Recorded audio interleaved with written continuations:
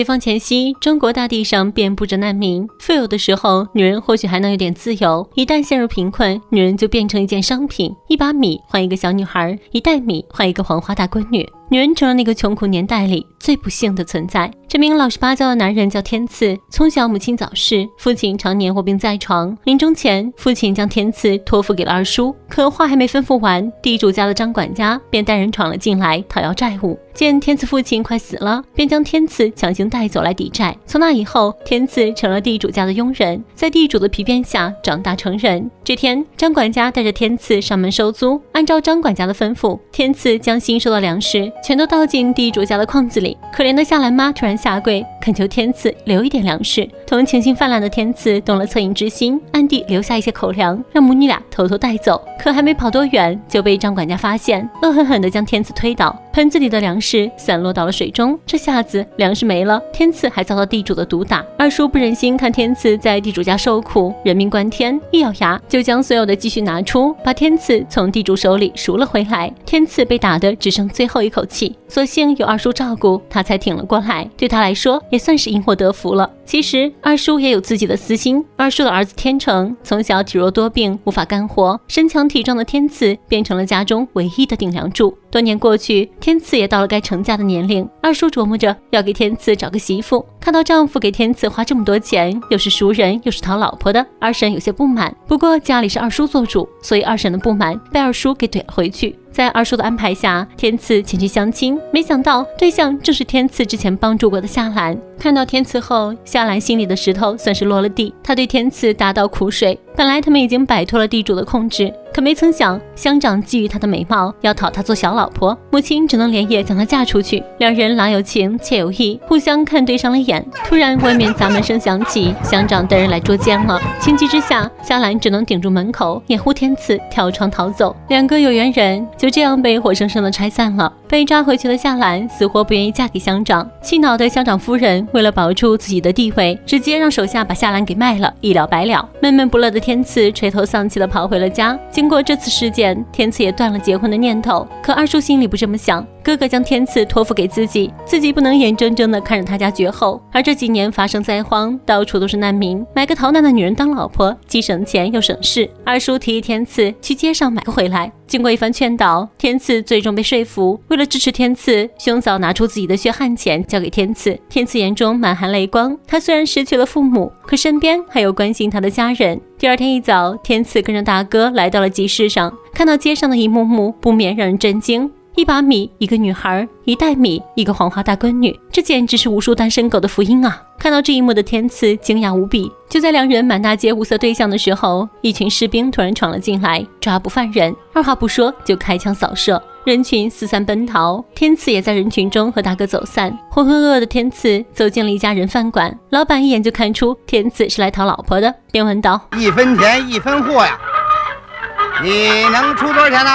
天赐连忙拿出身上的15块钱，老板有些不屑，告诉天赐15块就想买到老婆，白日做梦呢。天赐一咬牙，又拿出剩下的3块钱。老板看出这已经是天赐所有的积蓄了，于是便笑呵呵地收下钱，开始给天赐安排相亲。叫来的那位姑娘十分的水灵，天赐却担心姑娘嫁给自己会吃不了苦。老板连忙跟天赐保证，自己的姑娘无论是上山下山还是屋内屋外都难不倒她，最重要的是她还是个黄花大闺女。老板的一番话让天赐心动的不行，还以为自己捡着个大便宜。两人在婚书上按下了手印，算是正式结为夫妻了。当晚便洞房，天赐激动万分，他终于有老婆了。但下一秒他就高兴不起来了。当他掀开红盖头的那一刻，顿时大惊失色，这哪是什么黄花大闺女，明明是个中年妇女，就连半老徐娘也谈不上。显然天赐被对方给骗了，当即就去找老板讨个说法，却被对方一句话就给打发走。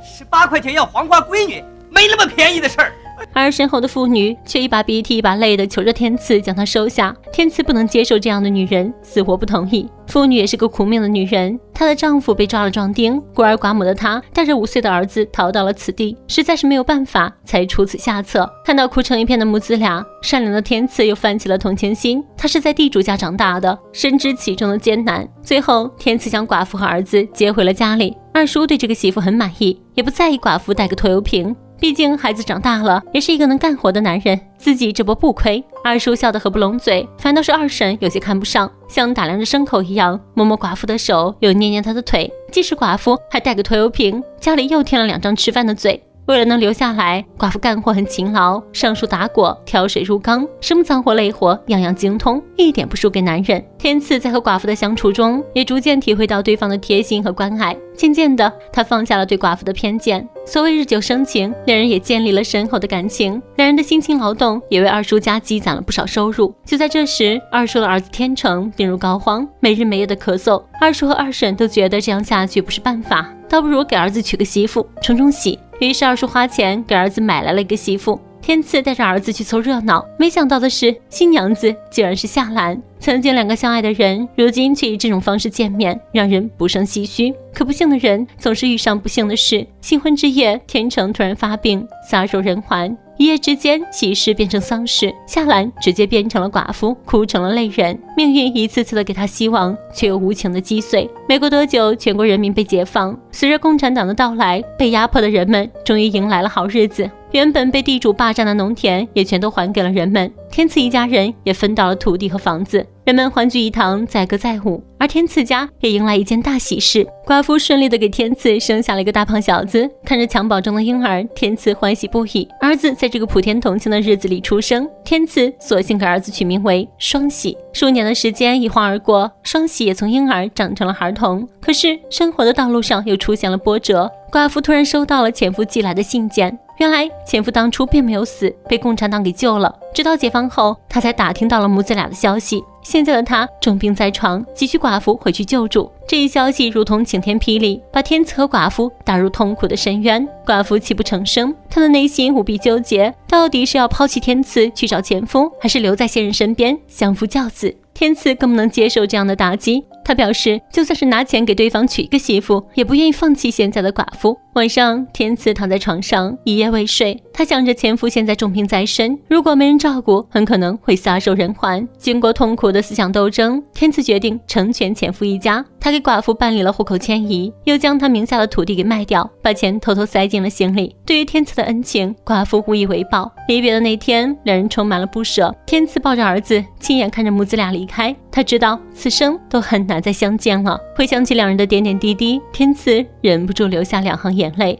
寡妇走后，天赐独自带着双喜生活。由于干活时无法照顾双喜，天赐不得不将双喜绑在竹子上。双喜哭闹得厉害，路过的夏兰听到后，连忙抱起孩子，不断的安慰。夏兰已经是阿叔家守寡多年的儿媳妇，她对天赐一直怀着报恩的想法。现在天赐有困难，夏兰索性替天赐照顾起了双喜。天赐看在眼里，却不敢和夏兰过多接近，他也怕外人会过分议论两人的关系。对于夏兰的示好，他只能敬而远之。两人的心事，周围人都十分清楚。二婶觉得如今已经解放，婚姻也变得自由了，既然2个人都是单身，跟2个人凑成一对也算是一桩美事。二叔觉得有道理，不过是夏兰招婿天赐。二叔这算盘打得好，找个女婿，家里也就多了一个免费的劳动力。听到这话，夏兰忍不住流下了眼泪。她心里其实是情愿的，只是不知道天赐愿不愿意。夜里，天赐回到了家里，夏兰不仅替他照顾孩子，还帮他做好了饭菜。吃饭的时候，夏兰言语间都在暗示着天赐，可天赐一口回绝了他。生气的夏兰直接将孩子扔给天赐，哭着跑开了。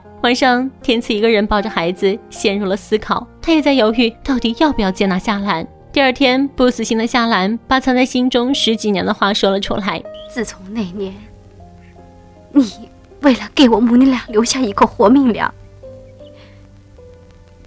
我就认定了你，一心要跟你。你去哪儿，我跟你去。听到这句话，天赐也不再拒绝。2个饱经磨难的人终于结合在了一起。这是一部1983年的电影《天赐》。在以前那个年代，婚姻不由自己做主，女人的一生都在颠沛流离中度过，嫁鸡随鸡，嫁狗随狗，她们的命运从来都不在自己的手中。可解放后，情况变得不同了，女人开始有了自主权，她们可以自由挑选结婚对象，也不用再忍受他人的流言蜚语。本期的故事就到这里了，咱们下期再见，拜拜。